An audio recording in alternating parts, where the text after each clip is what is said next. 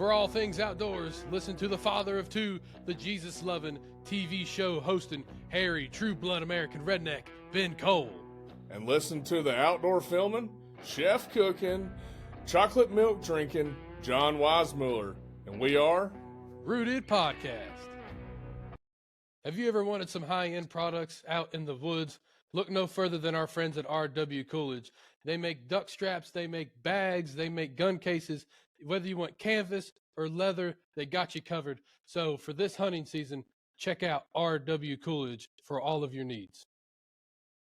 All right, John, we're back, and we're going to talk about my favorite topic, which is waterfowl, ducks, geese, hunting, guns, blinds, ammo. You know me, I am a duck guy. That's what I do. I love the deer, but now if I can go get in a duck blind somewhere, I'm going to do that. Yeah, man, I know you sure do love it all. I know it's a whole different world, this whole waterfowl thing, man, which you like me coming from the deer and turkey world, and then, you get thrown in a blind with a hairy redneck that is blowing on a duck call. You're like, whoa, man, what is going on here? So it's a whole new world, but it's exciting. There's a lot that goes into it. You wouldn't think that a lot goes into a little duck, but my goodness, it sure does. So just like he was saying, whether it's a pond, whether it's we're going to talk about refuge, and we're going to talk about blinds. We're going to talk about all sorts of stuff that goes into it. So let's just dive into it, Ben. I tell you what, let's just start here, right? For someone like me, who is, who at one point in time just had no idea what was going on. Okay. Let's say you're brand new, you're starting out duck hunting. What are like the bare necessities that you need to just start? The first thing you're going to need is a cheap shotgun, preferably a pump if you're just starting, because what you're going to want is the ability to not have any jams when you're first starting, right? Now, don't get me wrong, these semi-autos work phenomenally, but what I started with was a pump shotgun. I mean, I don't ever have any issues with my semi-autos either, but that's just where I started. I started with an 870 Express. It was just a little pump action 20 gauge with wood stock, Nice. just normal old 20 gauge there. But, what I would put in my bag is shotgun shells that are steel or that follow the laws of waterfowl hunting, which is steel, bismuth. You cannot have lead, essentially. So you can't just grab, Papaw's turkey loads and go out and shoot ducks, technically. Right. Gotcha. You just can't do that. The law is you have to have anything that's non-toxic. So lead is toxic to the water, right? And so we don't want to be dumping a bunch of lead in there, poisoning everything around. So that's why we switched years ago, and that law was created, was so that way we can help the environment and ecosystem as a whole. I would have my shotgun shells. I'd have some duck calls, and I'd probably have some Little Debbie's, maybe some Slim Jims. We're not sponsored by Slim Jims, but just snacks. You gotta have lots of snacks. But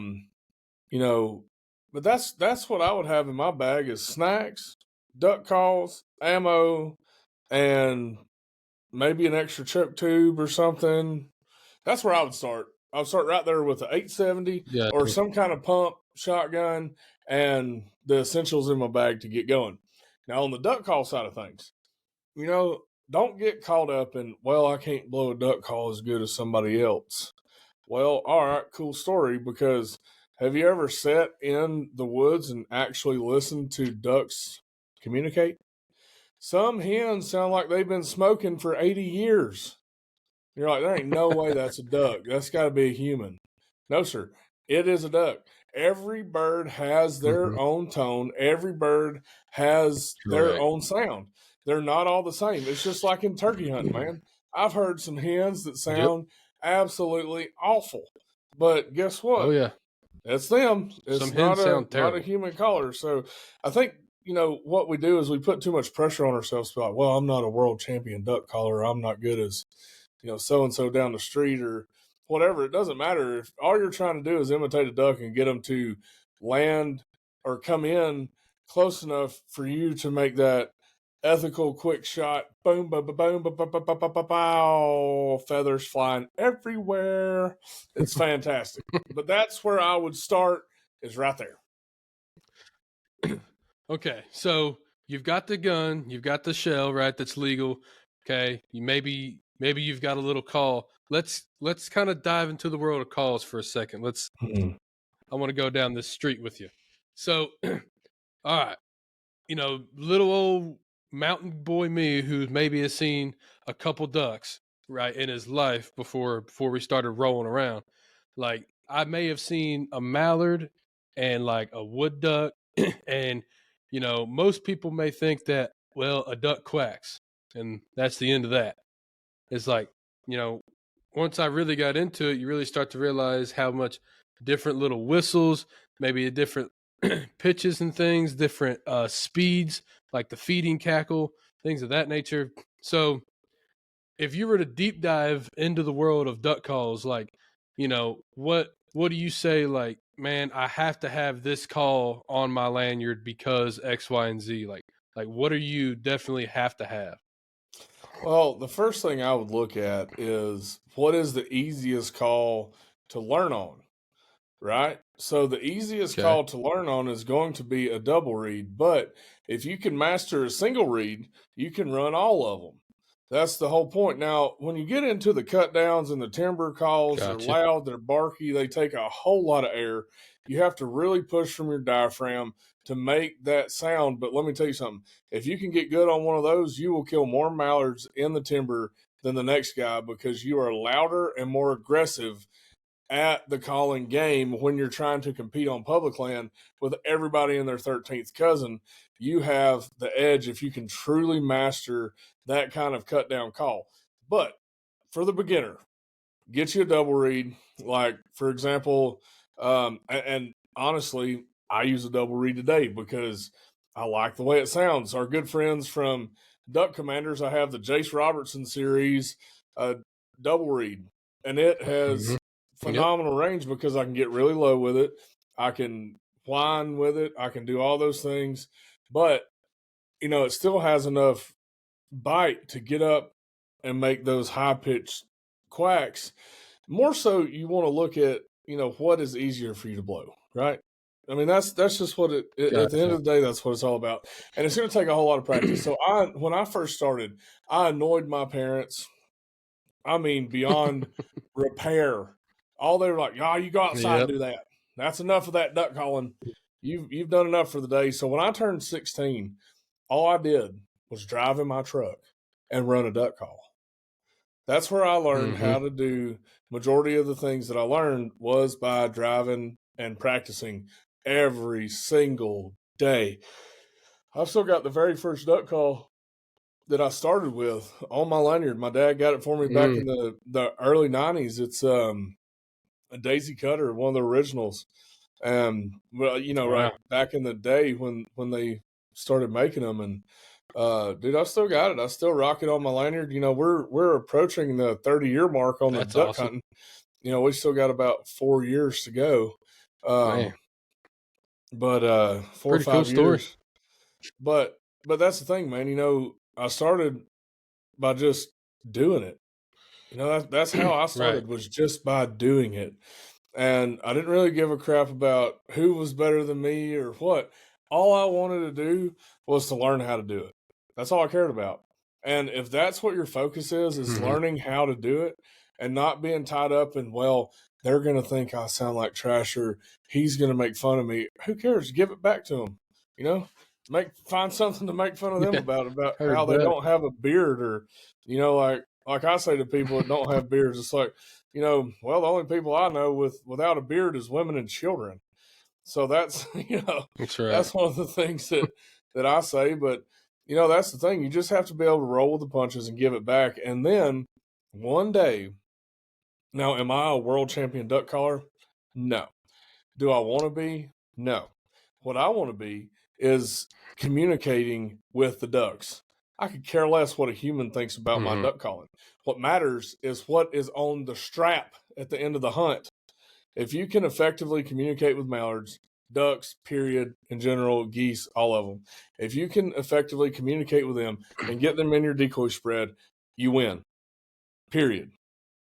Doesn't matter how many awards you have behind your name. It doesn't matter if you're a calling champion or not. It matters about how effective are you at landing ducks in your spread. That is what matters. Now, do you always try to keep like a little, maybe like a teal call and a wood duck call on you also, just in case, or just depends on the time of year, or how's that work? Well, I always keep a teal call on me. Wood ducks, not so much, because I call them little bush rockets, because, man, they're just more running through the trees at 100 miles an hour. You're just pretty much past shooting them. I mean, I'm sure there's somebody out there that can call a woody and get them to land. And if you can, please, please tell me how to do it. I would love to know how to land a wood duck. That would make my day. Please take the time, Nice. send us a message or comment. And seriously, I would really like to know how to do that, because I've never done it. I've never seen it done. I would be really honored to watch that happen. But yes, I do keep a teal call on my lanyard, because you can effectively communicate with teal and you can work them into your decoy spread. And let me tell you something, teal are phenomenal morsels of food. They are delicious. Little bitty breast, but it is so good to eat. Oh man, it's good. Huh. I didn't really realize that teal was so. Like, is teal one of the better eating ducks, or? Well, I mean, teal's really good. Wood duck is really good. Mallard is really good. Yeah, I've had wood duck. Basically, all of your puddle ducks are going to be delicious. The ones that I stay away from are your mergansers. They eat fish. They taste like fish. They smell like fish. I don't even shoot them anymore because I know that I'm not going to eat that bird. So I try to stay away from them, because they're nasty. They're greasy. And that's because of their diet, right? So your puddle ducks and your divers. So little history. We're going to take a pause of what I was saying. Little history. The canvasbacks used to be hunted with punt guns, right? And they would be, so a punt gun is this ginormous gun that sits on the bow of the boat, and they would like literally paddle up in the middle of a raft of canvasbacks or ducks in general. Boom, set that thing off, and would kill hundreds of them at one time. It's like putting 30 shotguns on the front of your boat in one barrel. So, and they would pack whatever they could in there, man, like spoons, forks, whatever. It didn't matter. They didn't care. But so that was going to the 5-star restaurants. So canvasback was served at high-end restaurants back in the day. Canvasbacks are delicious. Redheads are delicious. I think that, a ringneck, it is not the best tasting on the grill, but it's really good in jerky. So, there's different ways to cook all this stuff that is delicious. But man, I'm telling you right now, canvasback is delicious. And there's two kings of the taste side of things. It is going to be the sandhill crane, which is also known as the ribeye of the sky. And that is no exaggeration. That is no lie. That is just simply what it is. It is the ribeye of the sky. Man, I was in Canada a few years back with Remington at the time, and we got into a mess of those sandhills. Those things are like pterodactyls. They're huge birds. Really? I mean, dude, their beaks are like 4 inches or something crazy. Oh, wow. And they're razor sharp. Like your dog, if your dog runs out on a mature one and it's not dead, it'll poke its eyes out. I mean, it'll kill your dog. They're pretty intense. Wow. Yeah, I mean, they're pretty aggressive birds. I mean, they're big birds too. But we took them back. We cooked them because, obviously you can't bring birds across the border. You can't bring them from Mexico either. So you have to get them mounted wherever you are, and then they ship them to you. So that way you don't bring any kind of diseases or anything like that back into the country. Gotcha. Which the ducks fly from Canada anyway, so it doesn't really make sense, but whatever. So we cook them. Dude, I ate almost a full bowl of that sandhill crane. It was phenomenal. Wow. It was like, sounds like good stuff. Dude, I don't even know what I can compare it to because it was better than any beef I've ever eaten in my life. It was better than the Really? Wagyu. It was better than all that stuff. I'm having a hard time even finding something. It was more like an Axis deer. And, dude, Axis and elk are some of my favorite meats of all time. But this was really close to that. Good stuff. So, man, that's one that if you haven't gone and hunted one, you need to. They're a lot of fun. It's on the 41 list, if you're into that Grand Slam stuff. But the next one is the speckled belly goose. You want to talk about delicious, and you can kill them really well in Arkansas, Missouri, Illinois, some spots of Tennessee, Western Tennessee, Mississippi. There's several places you can go and kill, and obviously westward. But man, those are some fine eating geese. I mean, they are just absolutely delicious. If I had to choose two to eat the rest of my life, it would be sandhill crane and speckled belly goose. I've never heard of someone eating one of them. Yeah, so like I was saying, the two that I would choose to eat the rest of my life would be sandhill and speckled belly. How about it? Well, there you have it. Let's go shoot a bunch of them so we can eat them. Yeah, I'd love for you to cook them up. That'd be great. Yeah, I'd be honored. That'd be awesome. Yeah. Man. So, all right, we talked about the basics, right, of calls, basics of as far as equipment. Now, let's transition to the basics of clothes. Like, I know it can be a whole different ball game. Now, obviously, depending on how you're hunting, whether you're in a pit blind or you're, being taken out on a boat or you're wading, whatever. But let's just say some dude's hunting some public land timber, right? Like, I mean, what are you looking for in a good pair of waders? And then as far as what you wear underneath and over, maybe a good waterfowl jacket, like what does that kind of stuff look like to you, especially in a beginner lens?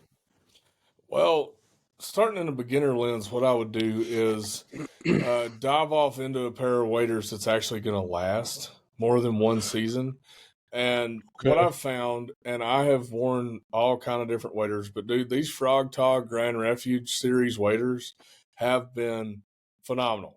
I have and you've got a pair of Frog Togs too that have been really good. We just got to upgrade you to the out of the neoprenes. But man, these breathable Frog Tog Grand Refuges, they actually have a zip in and out liner, which is unbelievably convenient when you go from early teal season when you don't need that insulation to zip it out and you just have just basic breathable waders, right? And then you get in the cold season, boom, there's your insulation. Zip it right back in and you're ready to rock and roll. So that, as far as waders go, that's where I would start, would be the Frog Togs Grand Refuge 2.0s. Phenomenal choice. I've got several pair of them, and I have worn the absolute fire out of them, and they have been phenomenal. The only leak I ever had was because I stepped on a nail. It's my fault. It was not the wader's fault. I mean, anytime you step on a nail, you're going to create a hole. I mean, that's just kind of the way it works. The wader did great until I stepped on the nail. Yeah, science. So I would start there, and then I would look at, a good pair of wader pants. Like there's several different brands that make good wader pants. Like Sitka is one of them that makes a really good wader pant. They're really solid insulation, and that's what you need. If you're going to be standing in the timber for hours and it's in the 20s, now you got to remember your legs and your body is going to be majority underwater. Now that water is unbelievably cold, really cold, and it will, over time of you standing there, you will become really cold. if you don't have the right layers on to keep you Yeah. warm in that situation. Do you remember when we were hunting together a couple years back when I got just absolutely frigid because we had been standing in the timber for hours and hours and I didn't have the right clothes Oh on. I yeah. Oh didn't yeah. factor in my legs are going to be submerged in freezing water for 5 hours.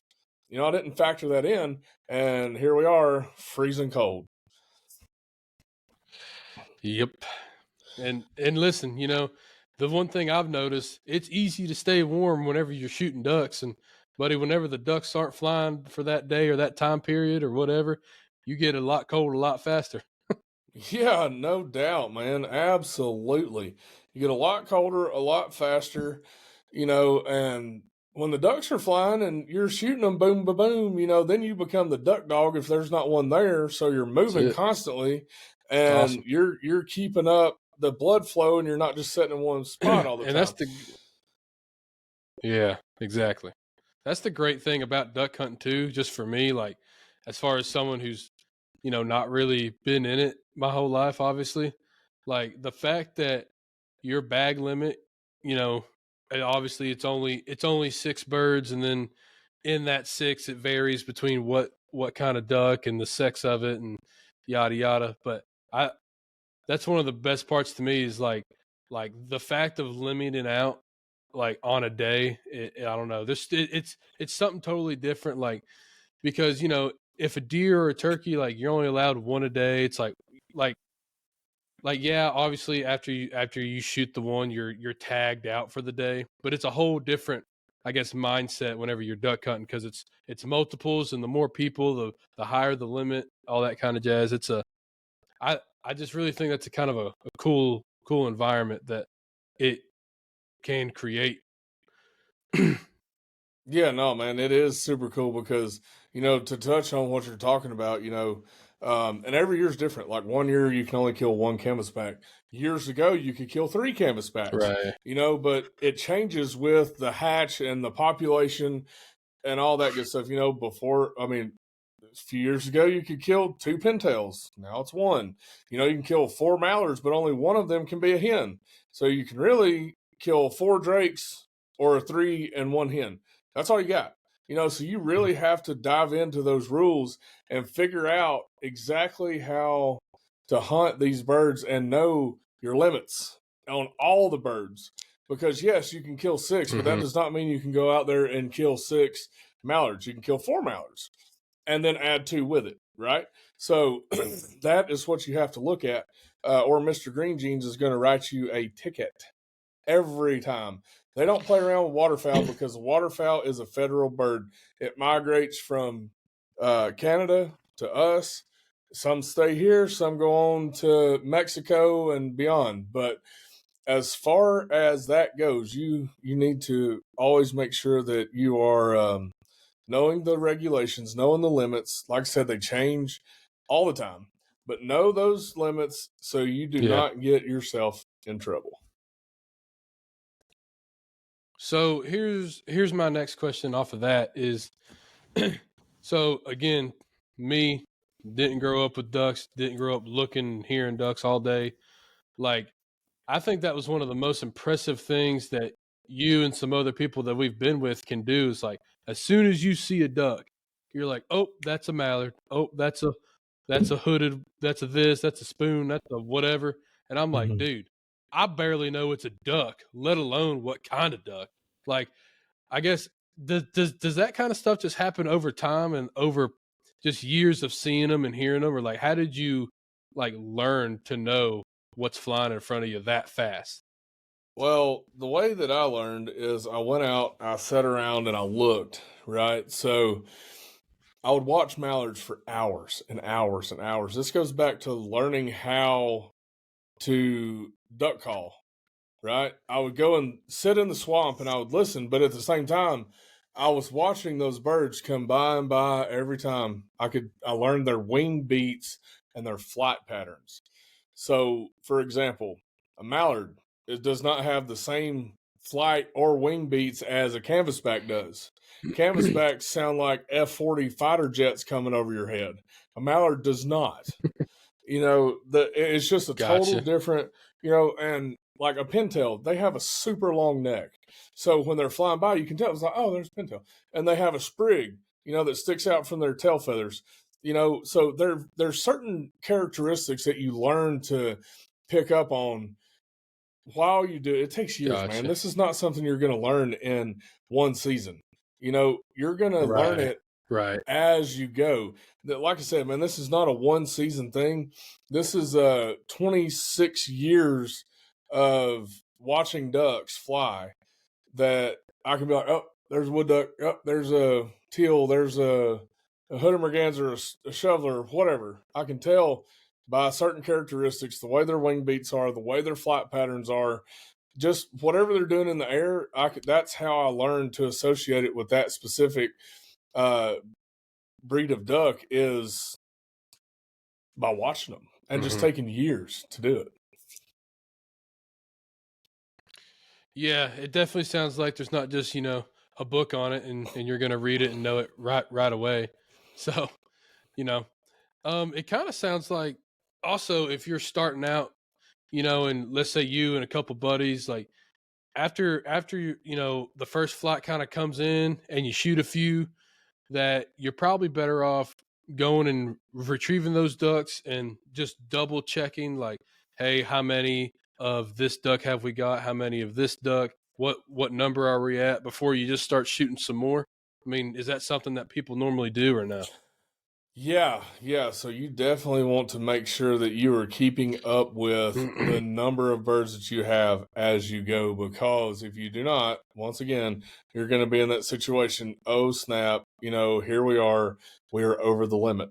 So you have to really think about that while you're shooting. And a lot of times, what I'll do is I'll keep a tally in my head, of each volley that comes through. I'm like, okay, we killed 5 out of that one, 4 out of that one more. Okay, cool. But it's still always Right. better to go and put your hands on them, get them in the blind, and then you have a for sure count of what you actually have in that blind instead of just it being guesswork. Gotcha. I mean, that makes sense, I mean, just as far as someone who hasn't really done it, that kind of seems to be what, in my experience of duck hunting that I have had now, that seems to be like the general consensus of like everyone's like, hey, let's just double check before we shoot again, just to be real sure. Yeah, and two, when you get into the guiding world of it, those guides know. They're like they'll announce it too. They're like, "All right, Yeah. boys, we have 2 more birds." You know, that's just what you got to Right. know. And And they same, have to be this or that. yeah. I mean, you Yeah. even if you're not guiding, man, you should still practice that and practice the whole. Okay, all right, guys, we got 5 left, or we got 2 left, or we got whatever left. Let's try to knock those out, and we'll get out of here. And sometimes, if it's just big groups working in, I won't even shoot into a big group if you have 2 left or 1 left. I will not shoot into a big group because Right. that just escalates your chance to Makes kill sense. 3 or 4 when you only want to kill 1. And then you're messed up real good there. So um, I would just Mm. choose your shots wisely too. When you get down to that area, wait for a single or a pair or whatever. Don't shoot into a big group and be upset when you shoot over the limit on accidentals. That's just my opinion though. Sure. So I've got a few more things to ask you here. Yeah. So um, one of them being the world of decoys. So I come from the turkey hunting world where there are decoys, right? Some people put out maybe 2 hens and a jake, maybe a strutter, maybe some people hide behind a fan. That's kind of like the max. Like the max decoys for turkeys is like 3 to 4, and that's like a lot. Okay, so I'm coming from that world, and then I get picked up and I get dropped into this world of duck hunting, and y'all have got tens of dozens. I mean, we're talking hundreds of decoys in some spreads. Now, I'm not saying that's normal, but a normal spread, I guess, to me, and you can correct me on this, let's just say a 4-person group goes out hunting, right?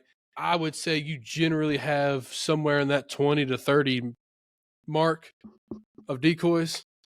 I mean, it just seems like it's a lot. And I guess where I'm going with this is number one, is that normal or am I being crazy? And two, how many decoys does a person really need to finish and shoot a duck? Well, that all depends on where you're hunting and what time of the season it is. So, for example, growing up hunting public land, I had to have a whole lot of decoys to compete with everybody else that was around. So we would use coots, a lot of coots. Coots are little black ducks that have these long legs and feet that are greenish brown color, more of a greenish gray, Hmm. and they're confidence decoys. So if you look at the way canvasbacks and other divers fly the river system, right, they're always sitting with those type of birds every time. So if you want to Okay. land more birds, you have to put those confidence boosters in with your spread to make them think, oh, well, this is just normal. This is what everybody else is doing. So they'll more easily land in a spread that looks natural to them than one that is just birds, like for example, just the canvasback decoys out there. So, dude, I would take. There's been Mm, times that I have taken, 10 dozen coots, just the coots, 10 dozen of them, and I didn't think that was enough. really? Yeah. Yeah, I mean, That's I thought, wild. man, this ain't enough to get me what I need to get here. And then, other times I take out, like if you're hunting golden eyes, golden eyes like to sit by themselves. So you'll take out 3 or 4 of them and that's it. That's all you take. You don't take anything else, just them. And that is Okay. all. And one little trick for all you listeners out there. If you like Yeah. to hunt golden eyes, find you a golden eye hen somewhere, somehow, and put it at the end of the decoy rig closest to you. That'll help you. Trust me, I've killed a lot of golden eyes. Now, I want you to dive into that of of what you just said. So, decoy rig. I've noticed that there's some uh decoys that have the little, I'm going to say string, that's not the right word, some sort of cable or wire or whatever, right? And then it has a weight on the end. Whether that weight bends or doesn't, I'm sure that's a whole nother discussion. But anyway, you have like a single decoy, right? And you guys are throwing those out there, and then there's some like on a rig on a string, right? That are maybe 6 or 8, whatever it is, together that one guy pulls on, and then now obviously you may get into some battery powered stuff where like the Mojo thing where the wings are always going. So I mean, is it really important for a beginner to have like a pack of 6 decoys and then another pack of 6 that's on a string so they can create motion? I mean, that's big, right? I mean, the whole idea of like moving ducks, right? That's the idea. Right, that's the idea. But once again, it is all situational. So when you're hunting canvasbacks and divers, I run long lines. So what that is that is an anchor on one end, Okay. and from the anchor it goes to a bungee cord, and from a bungee cord to the decoy line that sets on top. So what that does is with a wave, it allows those decoys to go with the wave, and then the bungee cord pulls them back. Right. So but they're Oh, all on the okay. same line. They're all put together on the same line. You don't have to use a bungee cord. That's not even required. That's just something I did because I was bored and wanted to do something different. So I was getting creative. My redneck ingenuity was coming out to try to, well, how do I That's make a right. motion decoy for divers, man? I was trying to come up with something super cool there. Heard that. But what I'm getting at is for divers, long lines tend to work the best because that's generally how they sit, that's how they swim, yada yada. They land better into those scenarios. So with mallards and other ducks, they sit individually, spread out all through the hole. So what I do on those is I use Texas rigs. And what a Texas rig for simple explanation, it's like offshore fishing Okay. line. It's got a loop on one end. It's got a Mhm. swivel that travels through, and then a weight on the other end. So you can Okay. move them. You can put them all in the same carabiner, hang them up in the trailer, hang them up on your side by side, on the wall, whatever. It makes it super convenient, super easy to pick up and transport. The other type is the slap weight, which is the one you actually wrap around the keel, but that is stationary, so you have to unwind Okay. all that line. Now, when I'm hunting Gotcha. super deep water, that's what I'll use on all my mallards is a slap weight or some sort like that that is on a long line so I can get it as deep as I need to get it for that. Now, with the golden eyes, I do that too because a lot of times a golden eye is going to be in your rocky outcroppings, deeper water, all that kind of stuff. So, I mean, dude, there's even times where you have to tie your decoy line to your boat and anchor your boat and just let your decoy line float on out in front of you.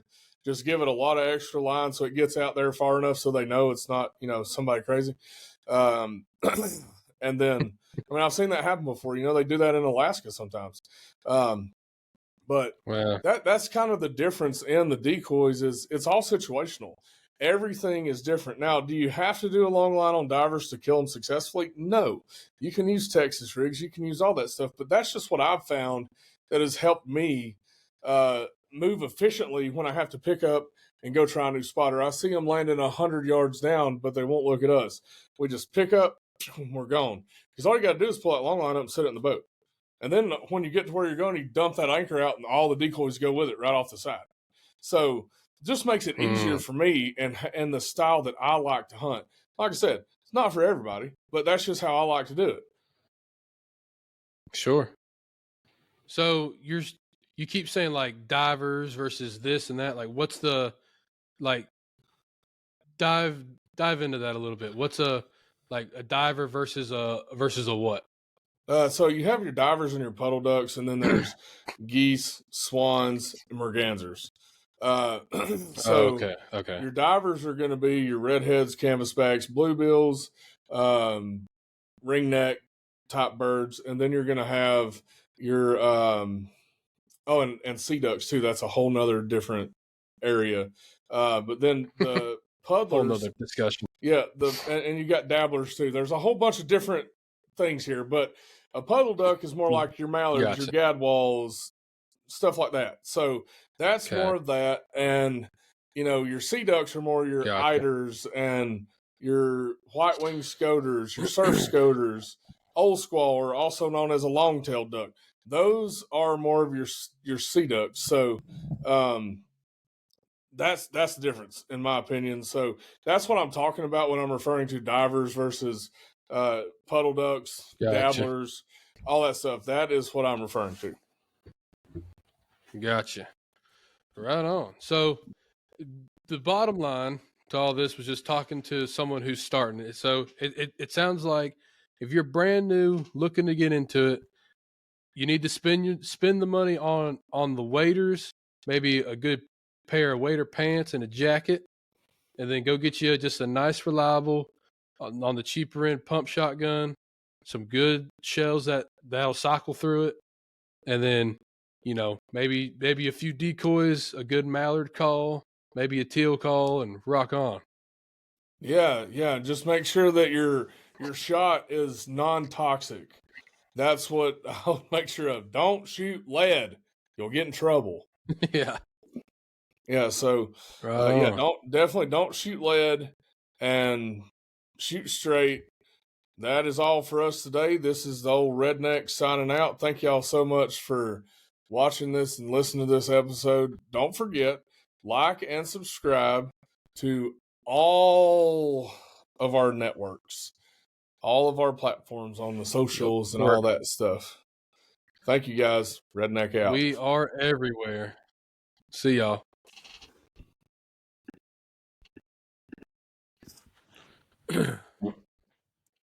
For all things Rooted Podcast and Rooted Television, and I mean hats, shirts, hoodies, and other merch, check out our friends at CH Lone Star Pro and the link that is in our description.